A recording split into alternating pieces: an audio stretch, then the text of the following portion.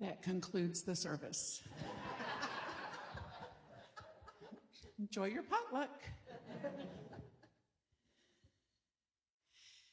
So find the part of you that knows that to be true. That it is about yes. And something that impulses us too. That knows it's the truth. And knows somehow deep, very deep down in our innate inherent nature that it's not really optional. When our whole self, our highest self, and our true self, our nature is in the lead position. Meanwhile, back at the ranch, there's another part. Anybody relate? Yeah, but, busy, ain't got time, ain't got, and after all she's done to me, and after the way she treated me, and she still owes me an apology, and she don't respect me, and they hurt my feelings, and I'm mad at them, and that part's there too.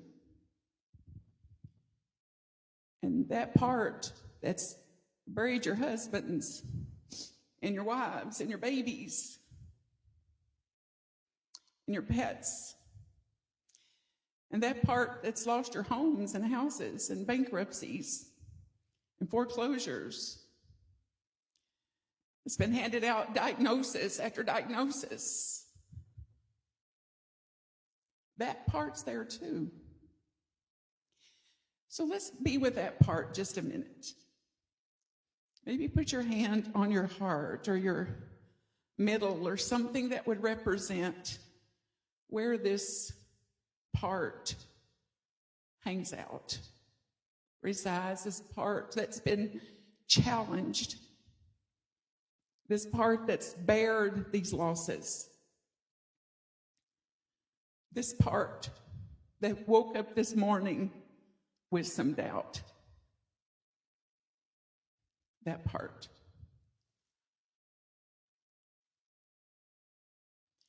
And let that part know you're here for it.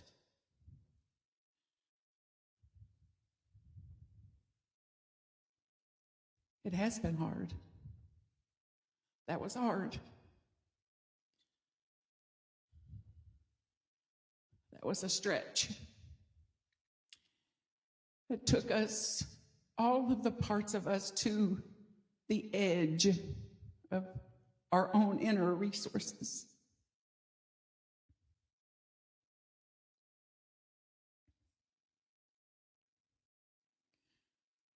So acknowledge it was hard.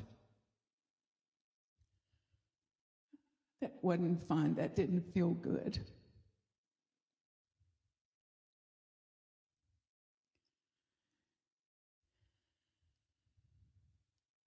And I'm here now. And I'm sorry. I'm so sorry I wasn't there then.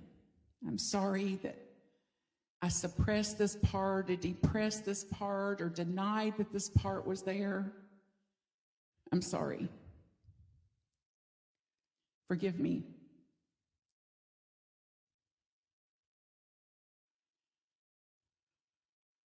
I love you. And I'm awake now. I'm awake now.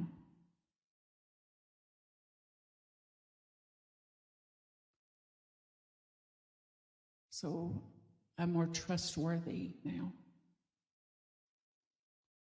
to not suppress, depress, deny, and disown this part of us, our own human-heartedness,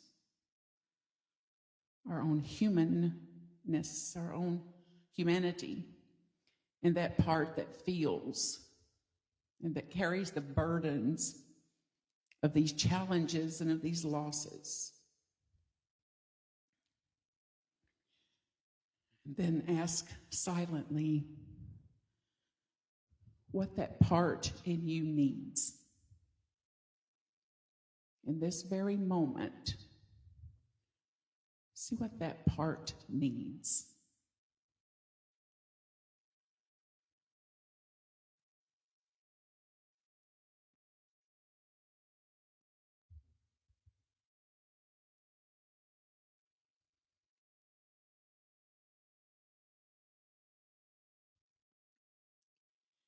And if you can honestly,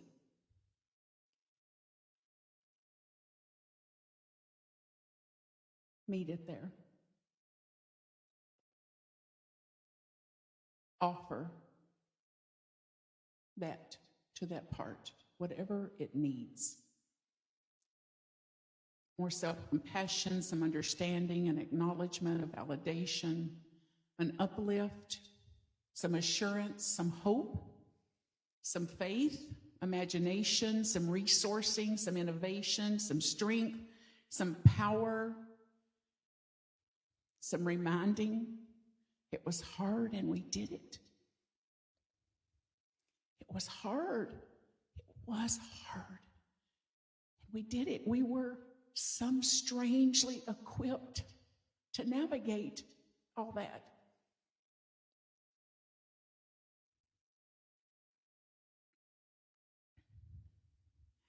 And asked it, that part, to become aware today of another part of you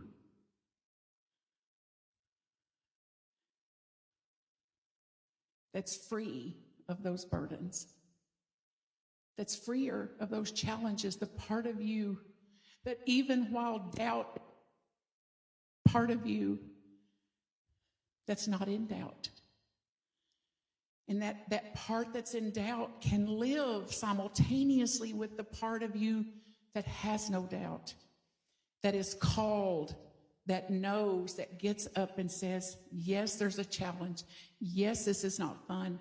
And this other part that can lead in that time, this part of us that represents our wholeness, our innate inherent nature that says, yes, it hurts. Yes, and yes, sweet child, we are equipped for this. We're together in this. And together we can do what we cannot do alone as parts.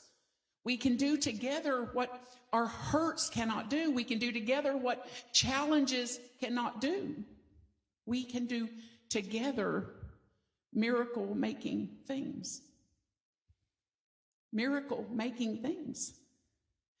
And that even with doubt there, doubt doesn't have to lead. So ask doubt,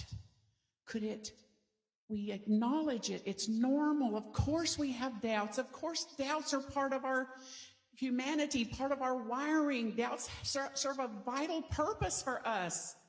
Doubts will cause us to think, to innovate, to resource, to figure out. So doubt has its purpose. It's not B-A-D.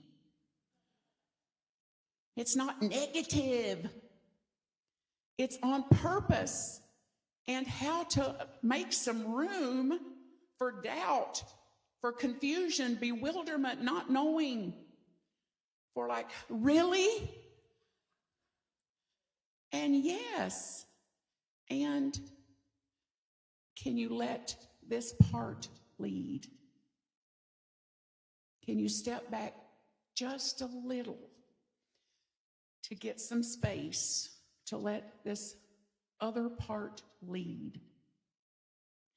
And then how to integrate this so that this part is more apt to lead.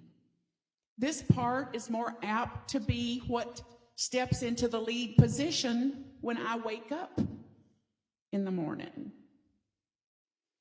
And what's more apt to take the position before I fire off my email at that fool after all I've done for her. And then that part that can say, hey, you're hurt. This is hard. She's a knucklehead. You got that. And let me lead on this. This is, let me lead from wholeness. Let me lead from our highest self.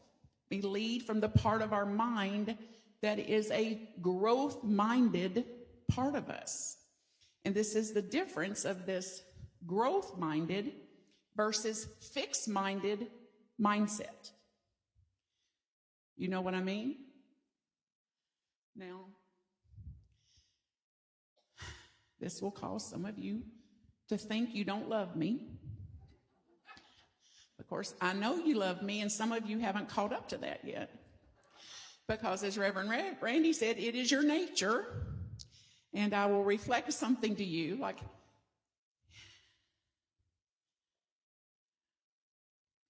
that may not be as friendly to you yet. That includes, according to psychologists, 80% of humans, 80% of our species are in a fixed mindset.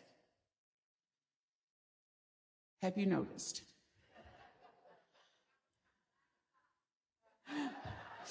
Oh, there's new data. 95, 80 just went up to 95. And there's 20 then, or 5% of us, or 20% of us that is in a growth mindset. Herein lies the hope for humanity. And guess which department you're in? A growth mindset, because otherwise you wouldn't be here. You would not have got up and dusted off and drove across town for a word, a song, a movement, a purification, an atonement, an alignment, a release, a laying down of burden, something that called you to get over here this morning when you could be resting after all you've done.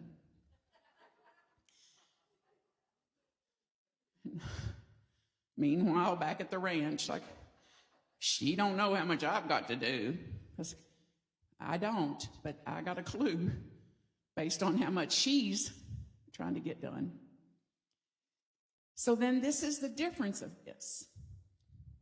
So a fixed mindset focuses on challenges, although it's invested in avoiding challenges. So it will say, just figure out where the challenge is and don't do that. And then in the meanwhile, hurricanes keep coming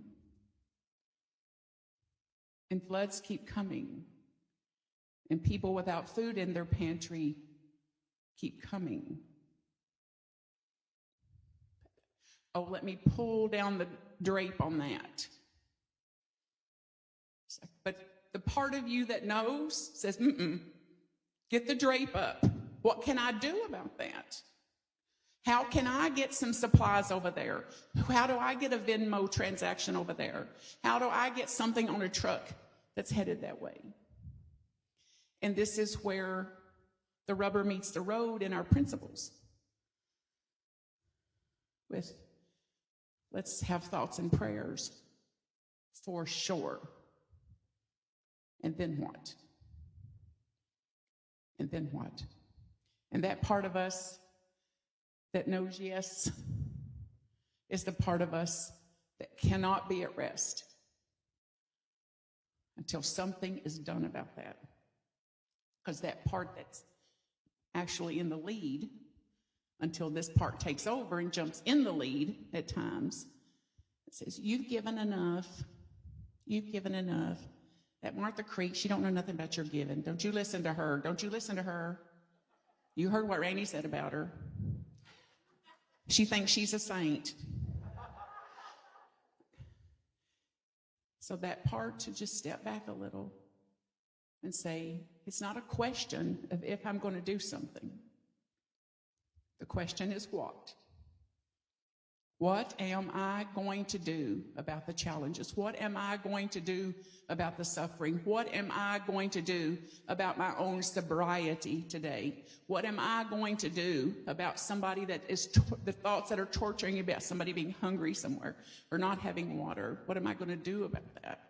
Not to mention the simple joys that come from it. Like what am I going to do about it? And it doesn't have to be big challenges. I mean, my God, if you had hair like this, could you be at peace? So this morning I asked whoever was with me, do you have any scissors? And she said, I don't. And she said, what are you going to do with scissors? I said, cut my hair. I'm not a hairdresser. Have you noticed? It's like, well, guess what happened? I said, when you come over to get me tonight for that supper, you bring me some scissors. And my friend said, what are you going to do with scissors? I said, I'll cut my own hair. She said, oh, no, don't do that. And she said, I'll bring a hairdresser. I'll bring a hairdresser. So when y'all see me in the morning, I'll have a new hairdo. Simple joy, simple pleasures. And while I'm here to do the Affiliated New Thought Network Conference of the Week, so y'all pray for us. Would you join us in praying for that? And we've got 120 some odd people coming over there to Unity Village to meet. And all the leaders of all the New Thought organizations around the globe have come together at our invitation to be over there, speak about these principles and this truth. And how are we going to be relevant? What are we going to do about what's happening here? And how are we going to become more and more aligned with what we teach and preach and live this out in the world? So you're all invited, and antn.org is how to get information about it. We come back every year, and we'll be over there October 6 to 10 next year. So go right on there and register. And this whole row is the Anton row, 2 rows of folks that are here today as a result of this that are the leaders of that organization. So thank you for being over here. And they're miracle makers, and they know it usually. And then there's little moments of, what did we say we're going to do? And whose idea was this? And doubt comes in. So now, as we think about fixed mindset to growth mindset and living from our highest self, how to do it? How are we actually going to do this?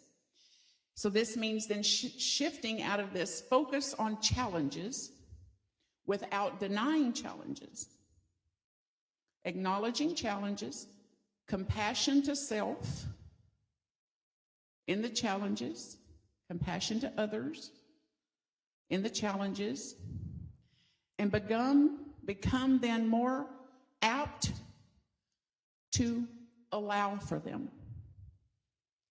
Now, the psychology says embrace them. Anybody here embrace the challenges yet? Me either. Not St. Martha's, not that sainted yet. So embracing them is not honest to me yet, and I can tell you I'm going in that direction though. And allowing them and accepting the reality of them in our expression here has made all the difference in my life. That I allow for them. They are included. I may never love them. I may never embrace them. And I don't have to be at war with them anymore. Would you say it with me? I don't have to be at war with them anymore. Liberation. Absolute liberation. Freedom. It means moving from the fixed mindset is on obstacles. I can't. I just can't. This little kid I know, I'll say, honey, could you bring that thing that's on the table over here and give it to me? I cannot. I cannot. This is an example of this. So this is then moving. And has anybody here ever reached the point where you cannot? Anybody here? The truth is, I cannot. And it's like letting that part be in integrity with that part to know when I can and when I cannot. And then not to let the I can't, though, that's focused on obstacles and all the reasons why not, to lead, at least for long. So it moves out of looking at obstacles and the giving up easily or not ever starting to resilience, to grit. It's one of my favorite words, and I don't mean grits. I'm from the South. We didn't eat them. Just saying. But we had plenty of gravy. Don't worry. Gravy in my house, not grits. That says, no, I'm not going to give up on that. There are obstacles here. And I'm going to have the part of me that is my highest self to lead on this, that can resource, that can innovate, that can say, what might work? Wait a minute, how does she do it? How'd they do it before? How did we do it before? What might work? So that part leads. That's the growth mindset that understands. And one of my coaches used to tell me, I'm like, I'm sick of challenges. I'm done with them. I want a life of ease and grace and flow and harmony. She's like, no, you don't. You're built for challenge. I'm like, no, quit saying it. Take it back. And it's just, no, it's the truth. And she finally gave an example of, let's say, Martha, you're a soccer player. So you go out on the soccer field. You don't want any challenges. So I'll just give you a ball and tell you to run up and down the soccer field and just kick it in the net. You have no challenge. How long would you do that? About one trip. Thank you, PJ. About one trip. It's like, ugh.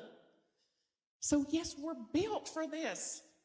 We're built to innovate. We're built to use this. We're the only species yet that's got a high brain, which is why most of us prefer to be with animals, because they live in their midbrain. We'd rather be with them than our families and our complaining friends, because they're in the lower part of the brain. But we've got this big brain that we seldom ever access to say, hey, wait a minute, what could we do here? What would get us around this? What would cause us to move in the direction that we're dreaming of, that we're visioning of? What's possible? The other one is effort.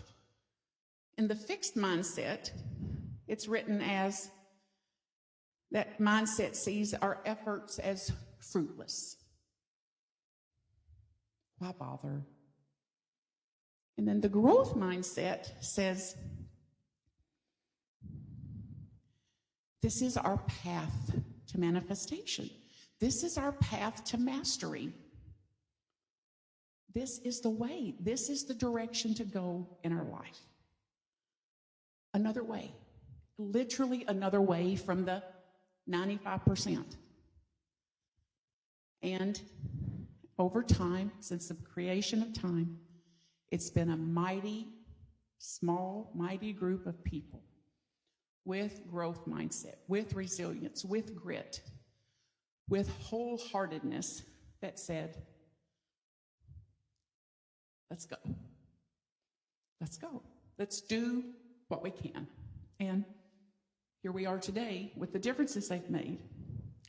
The last one in fixed mindset is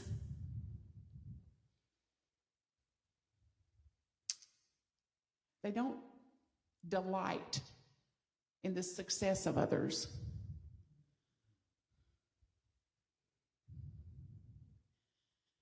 What happened to your spirit even as you heard that? And those of us in the growth mindset know that our lessons, we can learn from their successes. We can learn by how well they're doing. And I say in my family, they taught me how to do some things. They taught me how not to do some things, too. And it's the both and. And then what is true for me. So pause and close your eyes and see if you can find your clear yes.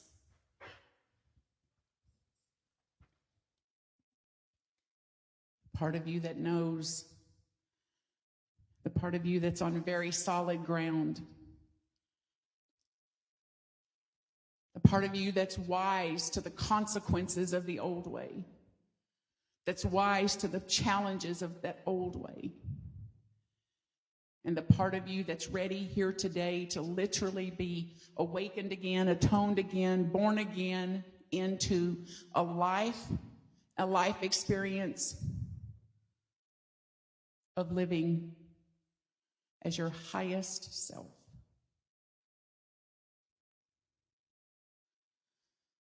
And a big inhale and exhale, and get some sense of those parts integrated,